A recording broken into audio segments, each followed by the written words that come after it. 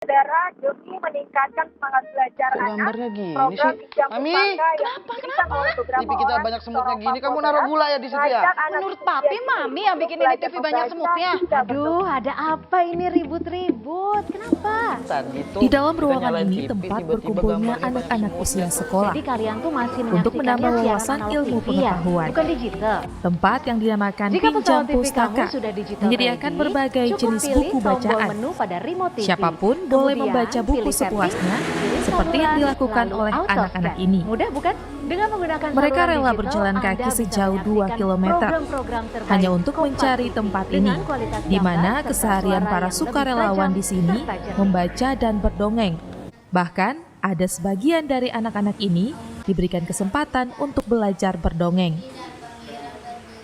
Lucky tinggalnya di mana? Di Persimpat 6. Impres. Kesini pakai apa? Kita jalan kaki. Kita datang sini untuk belajar dari kakak, untuk baca buku. Lucky sudah kelas berapa? Kelas 6. Kelas 6. Ya.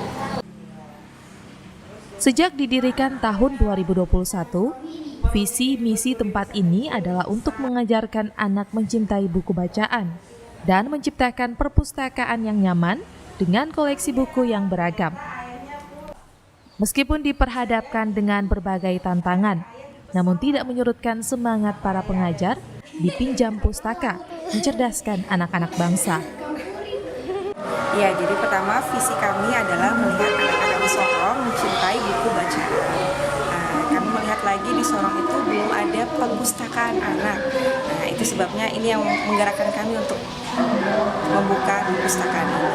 Kemudian misi kami adalah menyediakan perpustakaan yang ramah dan juga memiliki koleksi buku yang beragam.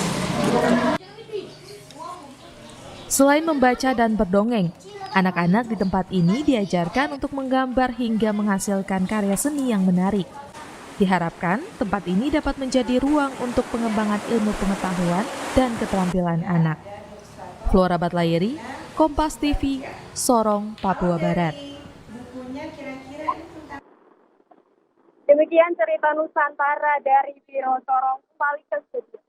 Terima kasih Ece Dias, jurnalis Kompas TV dari Biro Sorong, Papua Barat, dan sebelumnya Hilda Nusantara, jurnalis Kompas TV dari Malang, Jawa Timur yang telah bergabung dalam segmen Cerita Nusantara.